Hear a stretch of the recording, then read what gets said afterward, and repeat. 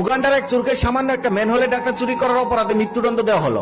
মৃত্যুদণ্ডের আগে তাকে জিজ্ঞেস করা হলো, তোমার শেষ ইচ্ছা কি? চোর তখন বলল, মৃত্যুদণ্ডের আগে আমার শেষ ইচ্ছা হলো আমি এই দেশের প্রধানমন্ত্রীর সাথে দেখা করতে চাই। তারপর তাকে প্রধানমন্ত্রীর নিকট নিয়ে যাওয়া হলো। প্রধানমন্ত্রী তাকে জিজ্ঞেস করলো, মানুষের মৃত্যুর আগে অনেক ইচ্ছা থাকে, কেউ কেউ তো প্রাণ ভিক্ষাও চায়, কিন্তু তোমার এমন ইচ্ছা কেন হলো?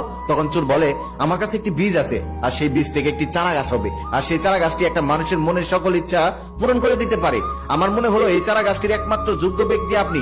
তখন প্রধানমন্ত্রী বলল, এই বীজ থেকে চারা গাছ হতে কয়দিন টাইম লাগবে? চোর তখন বলল 7 দিন। তখন প্রধানমন্ত্রী বলল, আচ্ছা তোমাকে 7 দিন সময় দেওয়া হলো।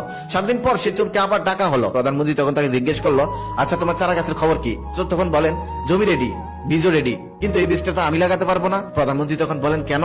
তখন চোর বলেন, এই চারা গাছটি এমন একজন লোকে লাগাতে হবে যে জীবনে একটা টাকাও চুরি করেনি। তখন প্রধানমন্ত্রী অর্থমন্ত্রীকে বলল, অর্থমন্ত্রী চারাটা তুমি লাগাও। তখন অর্থমন্ত্রী থুতুমুতু হয়ে বলে, আমি সারা দেশের অর্থ নিয়ে টানাটানি করি, 1 টাকা এদিক থেকে ওদিক হতেও পারে, মন্ত্রী সাহেব দায়িত্বটা না হয় অন্য কাউকে দিন। তখন প্রধানমন্ত্রী দায়িত্বটা দিল পরিবহন মন্ত্রীর কাছে। পরিবহন মন্ত্রী তো থুতুমুতু হয়ে বলল, আমি সারা দেশের গাড়ি এদিক থেকে এদিক নিয়ে থাকি, 1 টাকা এদিক থেকে ওদিক হতেও পারে, মন্ত্রী সাহেব দায়িত্বটা না হয় অন্য কাউকে দিন। এভাবেই সবাইকে দায়িত্ব দিল প্রধানমন্ত্রী, কিন্তু কেউ নিল না, সবাই অজুহাত দেখিয়ে কেটে পড়লো। তখন সবাই মিলে বলল, মন্ত্রী সাহেব যেহেতু চারাটা আপনার, আপনি কারণ। তখন মন্ত্রী সাহেব থুতুমুতু হয়ে বলল, তোমরা ছোট ছোট দায়িত্ব নিয়ে এমন করলে, আর আমি তো সারা দেশের দায়িত্ব নিয়েছি, আমারও তো এদিক থেকে এদিকে 1 টাকা হতে পারে, আমি তো আর পারবো না। তখন চোর বলে, দেখা যাচ্ছে আপনারা সবাই চোর, তাহলে সামান্য একটি ম্যানহোলে ডাকনার জন্য আমাকে মৃত্যুদণ্ড দিলেন কেন? তখন প্রধানমন্ত্রী লজ্জা পেয়ে বললো, আচ্ছা দাও, তোমাকে মুক্ত করে দিলাম। আর ওপাশ থেকে একজন বলতেছে, মন্ত্রী সাহেব ওকে মুক্তি দিলে তো আমাদের সব গোপন কথাও সবাইকে বলে দিবে, ওকে মুক্তি দেওয়া যাবে না, তার থেকে বরং ওকেও আমাদের দলের সদস্য করে নিন,